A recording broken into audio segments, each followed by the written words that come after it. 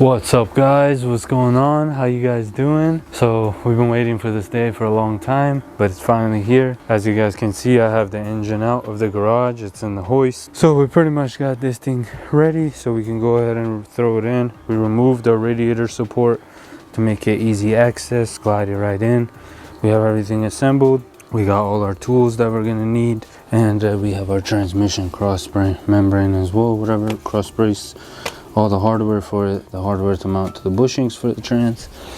But yeah, this is pretty much very easy. I recommend anybody who's doing the LS swap on 240 to go ahead and remove your brace, because then you could just install it back with hardware. I know it was spot welded, but honestly, when this whole thing is in the way, it just makes life much more difficult. So what we're gonna do is when we're done, we'll just use nut and bolt method. It'll be pretty much the same thing. But yeah, now we can begin the LOJ stuff. So you guys previously saw we mounted the transmission, we used the LOJ bracket, we have our LOJ oil pan in the car, everything's good to go, our water pump, everything. So now pretty much this can slide right in. I'm just waiting for Blake to show up. But before doing this, so you guys want to make sure your trans bushing is on there. We got it on. I put on the engine mounts, but I need to torque them to spec, so that's what we're gonna be doing. I believe the torque spec on these are 37 foot-pounds, so that's what I'll be doing. These brackets do have a little bit of play in them. I pushed it pretty much as far back so the pan can clear this, but I might have to adjust it in the car when it's in there. All right, so Blake's here now, the man. Finally, y'all remember Blake? It's been forever. It's been a while, dude, man. making an appearance again. Getting into surgery. Yep. Got my gloves on for Trigga. Are they tight enough for you, bro? Yeah, I dude, might have bigger ones. No, you got little baby hands. Yep. No, all I right. actually have small hands. So we got this thing. So I torque spec these to 37 foot-pounds. Hopefully we don't need to adjust them.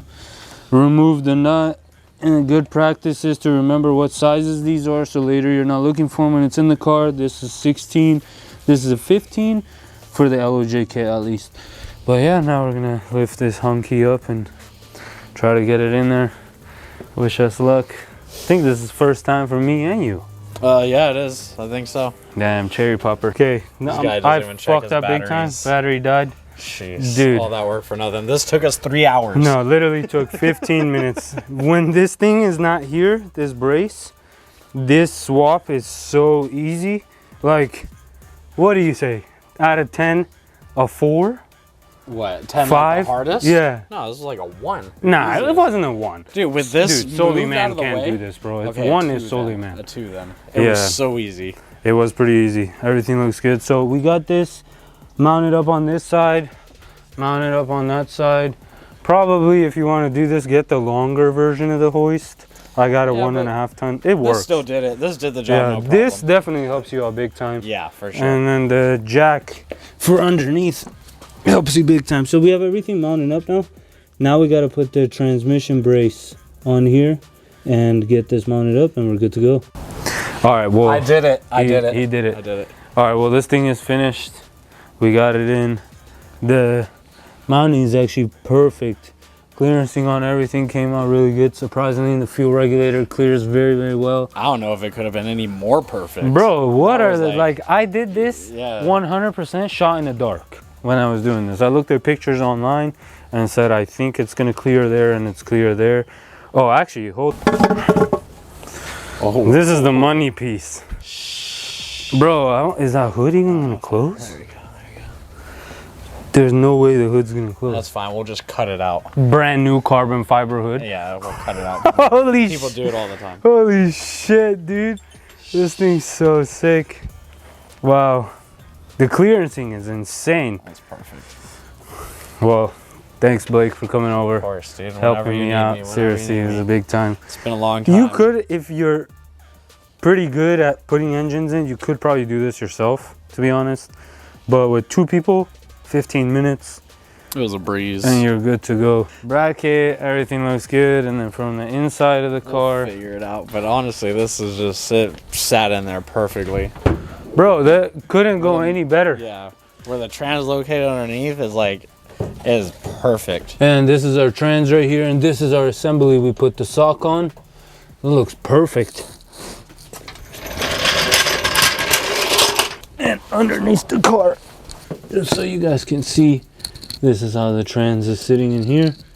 Very, very nice. Dang, this is even sick, dude. Can't wait to drive this in 6 months. The last thing you guys need to do is you need to use one of these swivel head 15s and with a long extension, and go ahead and tighten the nut on the back side of this that holds it to the motor. Tighten this so the bushing is nice and tight on here, and then you want to repeat the same thing on this side. Luckily there's a lot of room, everything's accessible very easily. But yeah, this is how it looks. So just to give you guys a little bit of a better of a look here as well, this is the oil pan, tons of clearance, everything looks very nice. And then our power steering lines and everything is nice. The oil pan has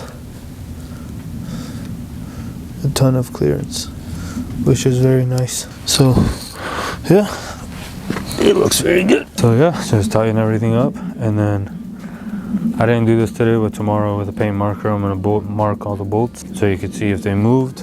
And yeah, that's pretty much it. So now we can go ahead and start in the next session throwing the turbo kit on and then mocking all that stuff up since the front is open.